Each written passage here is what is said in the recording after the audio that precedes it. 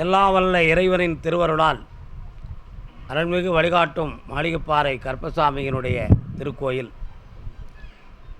நம் ஐயன் கருப்பசாமியுடைய திருக்கோயிலுக்கு வருகை தந்திருக்கிற எல்லா பக்தர்களுக்கும் சாமியுடைய மகிமைகளை, அருள் நிறைவுகளை உலகமெங்கும் யூடியூப் மூலமாக பார்த்து கொண்டிருக்கிற எல்லா பக்தர்களும் இந்த பூவுலகில் தன்னுடைய எண்ணங்களை நிறைவேற்றி என்னாலும் இன்பமயமாக வாழ வேண்டும் என்று சொல்லி கருப்பசாமியை பிரார்த்தனை செய்து கொள்கிறேன்.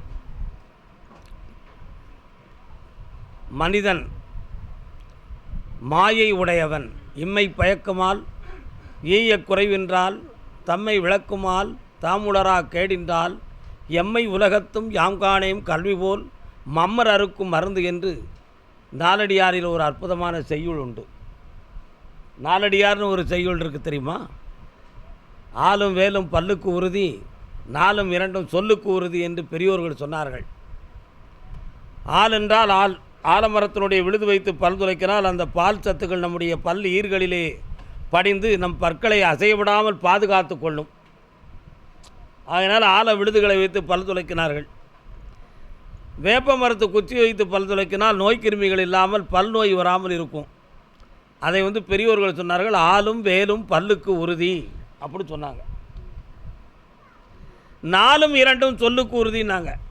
4 என்பது நாலடியார், 2 என்பது திருக்குறள். திருக்குறள் 2 அடிகள் தான், ஆனால் நாலடியாரில் 4 அடிகள். இம்மை பயக்குமால் ஈய குறைவென்றால், இம்மைனா இந்த பிறவி, இந்த பிறவியில் மனிதன் எப்படி வாழ வேண்டும் என்பதற்கு ஒரு எடுத்துக்காட்டாக நம்மளை விளக்கப்படுத்தி கொள்வது கல்விதான். அதான் இம்மை பயக்கும் பயிற்றுவிக்கும் என்பது பொருளாகும். பயக்குதல், பயிற்சி கொடுத்தல், பயிற்சி அளித்தல் என்பது பொருள். ஈய குறைவென்றால் அள்ள குறையாது. கல்வியை ஒருத்தனுக்கு கற்பித்த காரணத்தால் தான் பெற்ற கல்வி ஒரு பொழுதும் குறையாது. அதுதான் ஈய குறைவென்றால். தம்மை விளக்குமால் தாம் உளராத கேடின்றால், நம்மளை தெளிவாக பேசவும் தெளிவாக நடத்தவும் வைக்கக்கூடிய ஒரு ஆற்றல் கல்விக்கு தான் உண்டு. அப்போ இம்மை பயக்குமால் ஈயை குறைவென்றால், தம்மை பயக்குமால் தாமுணரா கேடின்றால் எம்மை உலகத்தும். எம்மை உலகத்தும்னா எல்லா உலகத்தையும் அவர் சொல்லலை. எப்பொழுது இந்த பூலோகத்தில் இந்த உலகத்தில் நீ பிறந்து வந்தாலும் சரி, எம்மை உலகத்திலும் யாம் காணேம் கல்வி போல் மம்மர் அறுக்கும் மருந்து. அறியாமையை தீர்க்கக்கூடிய மருந்து கல்வியை போல் இந்த உலகத்தில் ஒன்றுமே கிடையாதுன்ட்டார் நாலடியார் ஆசிரியர். அதை போல் கல்வி எப்படி அழியாத செல்வமோ அதுபோல தான் கல்வி மூலமாக வந்த அறிவு ஞானம் இவைகளெல்லாம். கற்பனையிலே ஒரு ஞானம் வைத்து கவிதன் காவியத்தை படைத்து உலகம் அழியும் அளவுக்கு காத்திருக்கிறான். எத்தனை காவியங்கள் இருக்குது? 50 காப்பியம். சிலப்பதிகாரம், குண்டலகேசி, வளையாபதி, மணிமேகலை, சிந்தாமணி போன்ற 50 காப்பியங்கள். வீர காவியங்களாக ராமாயணம், மகாபாரதங்கள், இவைகளை போன்ற இந்த காவியங்கள்லாம் இந்த உலகத்தில் அழியா செல்வங்கள். இதுவரை அதுக்கு ஈடாக எந்த ஒரு காவியத்தையும் படைப்பதற்கு இன்னும் மனிதர்கள் தோன்ற வேண்டும். அப்படி இல்லை என்றால் அதை படித்தாவது இந்த உலகுக்கு நல்ல கருத்துக்களை சொல்ல வேண்டும். இதில் 2 ஏதாவது ஒன்று இந்த பூவுலகில் நடந்தே ஆக வேண்டும். அதுதான் நாம் தெரிந்து கொள்ள வேண்டிய விஷயம். ஆனால் ஒவ்வொரு பொழுதுமே நம்ம கோயிலில் உத்தரவு தொடங்கிறதுக்கு முன்னால் ஒவ்வொரு தலைப்பில் ஒவ்வொரு சின்ன சின்ன சொற்பொழிவை நம்ம சொல்லுதோம். இதை எல்லா மக்களுமே விரும்பி கேட்குறாங்க. எல்லாருமே அதை புரிந்து அதை இனிமையாக ரசிக்கிறாங்க. அப்படிங்கிறது வரவேற்க தகுந்தது தான். ரொம்ப முக்கியமான ஒன்று. துயரமடைகின்ற பொழுதெல்லாம் கல்வி நமக்கு ஒரு துணையாக இருக்கும். அதே மாதிரி மகிழ்ச்சி இருக்கிற பொழுதெல்லாம் அதே கல்வி நமக்கு ஊன்றுகோலாக தோன்றும். ஒரு புத்தகத்தை படிப்பதிலே மனிதன் எப்படி ஆட்கொள்கிறான் என்றால், தியானமும் புத்தகம் படிப்பதும் ஒன்று. எப்படி தியானத்தில் ஒன்றை நினைத்து தியானம் பண்ணுகிற பொழுது தன்னை மறந்து அதிலேயே மனிதன் மதியுற்று இருந்துருவான், வேறு என்ன வந்தாலும் தெரியாது. அப்போ அந்த தியானத்தில் அவன் வெற்றி அடைகிறான். அதே போல் ஒரு புத்தகத்தை படிக்கும் பொழுது தன்னுடைய அறிவு மனம் எல்லாம் அதிலேயே செலுத்திட்டோம்னா பக்கத்தில் யாரும் கூப்பிட்டாலும் கூட அவனுக்கு தெரியாது, அந்த புத்தகத்தில் இருக்கக்கூடிய கருத்து மட்டும் தான் தெரியும். ஆக கல்வியை படிக்கின்ற படிப்பினையும் தியானமும் ஒன்று தான். ஆனால் அப்படி படித்தவனுடைய படிப்பு தான் எத்தனை காலம்னாலும் நெஞ்சில் உரைகளாக இருக்கும். அள்ள அள்ள குறையாது, வந்துக்கிட்டே இருக்கும் அந்த சப்ஜெக்ட். எப்படியோ ஆகாய உணர்வும் நம்முடைய அறிவின் உணர்வும் கலந்து போகும் பொழுது படித்தவைகளும் படிக்க போகிறவைகளும் எண்ணி இருக்கின்ற எண்ணங்களுக்கு தகுந்த போன்ற வார்த்தைகளும் ஞானங்களும் கொட்டிக்கொண்டே இருக்கும். அது பிறவி ஞானம் தான், பிறவியில் அடைந்த ஒரு ஞானம்.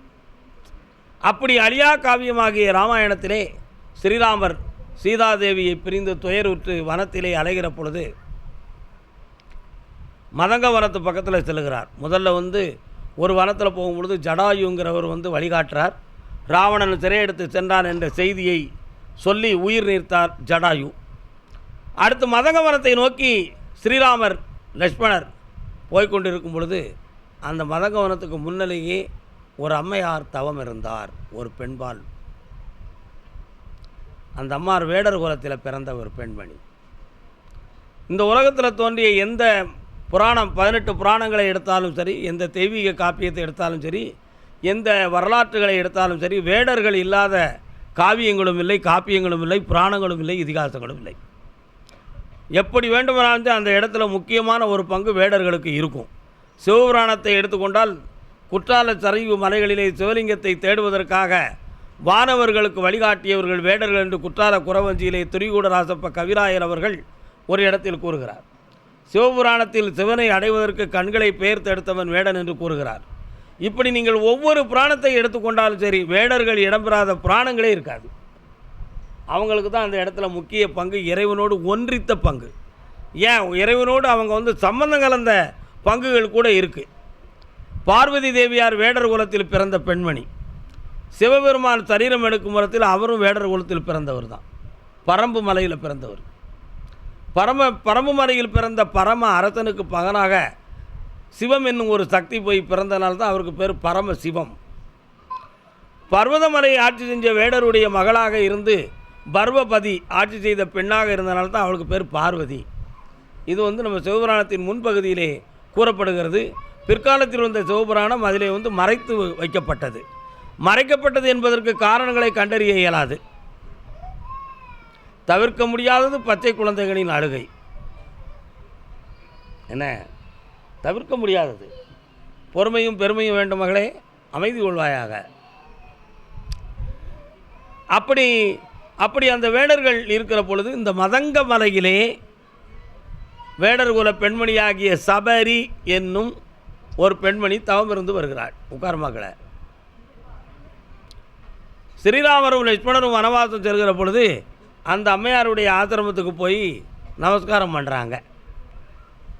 ஸ்ரீராமர் இந்த இடத்திற்கு வனவாசம் வந்திருக்கிறார் என்ற ஒரு செய்தியை கேட்ட சபரி என்ற பெண்மணி அற்புதமான பழங்களை எல்லாம் எடுத்து ராமரை பக்கத்தில் வைத்து எந்த பழம் ருசியாக இருக்கிறது என்று கடித்து சுவைத்து பார்த்து ருசியான பழங்களை ஸ்ரீராமருக்கு கொடுத்தாள்.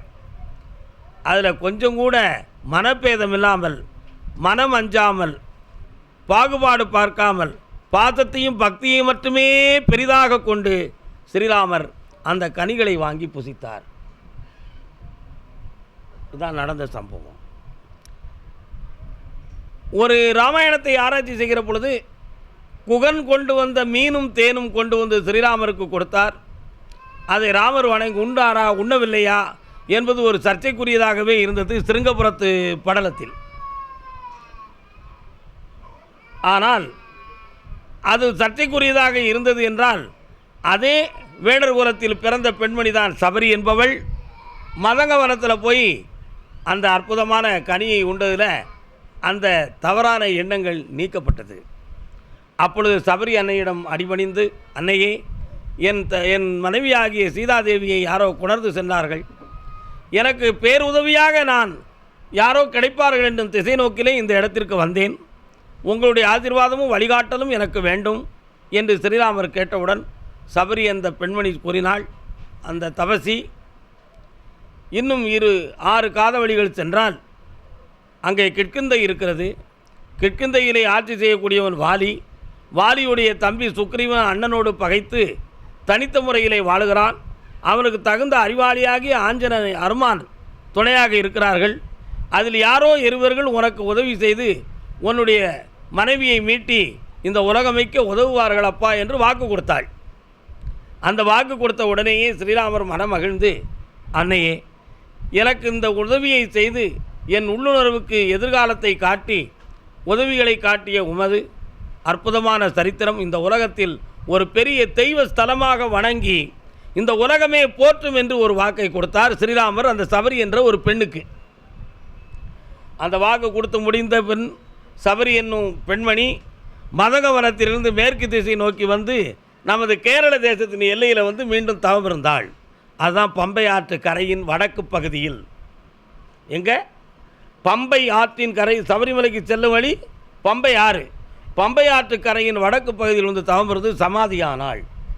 அந்த அம்மையார் சமாதியான இடம்தான் இன்றைக்கி சபரிமலை அப்படின்னு இந்த உலகத்தில் பேர் வாங்கியிருக்கு. ஸ்ரீராமர் கொடுத்த வாக்கு. அதே ஸ்ரீராமருடைய பிள்ளை 2 பேர்கள், லவன் குசன். குசன் என்பவர் கருப்பசாமி ஆனார். லவன் என்பவர் தர்மசாஸ்தாவாக இருந்தார். தர்மசாஸ்தா அவதாரம் முடிந்து ஐயப்பனாக அவதரித்த பொழுது அதே பம்பை ஆற்று கரையின் மேலே போய் தவமிருந்து சபரியினுடைய ஆசியை பெற்ற காரணத்தினால் சபரிமலை ஐயப்பன் என்று பெயர் வந்தார். அப்போ அந்த பிறவிகளில் ஒருவர் செய்த முன்ஜென்ம புண்ணியம் தன் பிள்ளைகளுக்கு கிடைக்கும் என்பதைப் போல ஸ்ரீராமர் சபரியினுடைய ஆட்சியை பெற்று செய்த ஒரு புண்ணியத்தின் காரணத்தினால் அந்த ஆசீர்வாதத்தில் தன்னுடைய மரபாகிய பிள்ளை லவன் தர்மசாஸ்தாவாக மாறி தர்மசாஸ்தா ஐயப்பனாக மாறி இந்த உலகமே வணங்கக்கூடிய அளவுக்கு இன்றைக்கி சபரிமலை இது விளங்கிக்கிட்டு இருக்குது. நாமளும் இதே மாதிரி புண்ணியம் செய்யணும்னா நம்முடைய பிள்ளைகள், நம்முடைய பேர குழந்தைகள், நம்முடைய பாரம்பரியங்களும் இந்த உலகத்தில் உயர்ந்து பல்வேறு புண்ணியங்களை பெற முடியும். இந்த புண்ணியங்களை பெறுவதற்கு நல்ல மனதை பெற வேண்டும், உயர்ந்த எண்ணங்களை பெற வேண்டும். மாசில்லாத மனமாக இருந்தால் ஈசன் எப்பொழுதும் நமக்குள்ளே இருப்பான். ஆகையினால் மாசிலா மனமே ஈசன் கோயில் என்று சொல்லி அருள்வாக்கை துவங்குவோம். வாழ்க, வணக்கம்.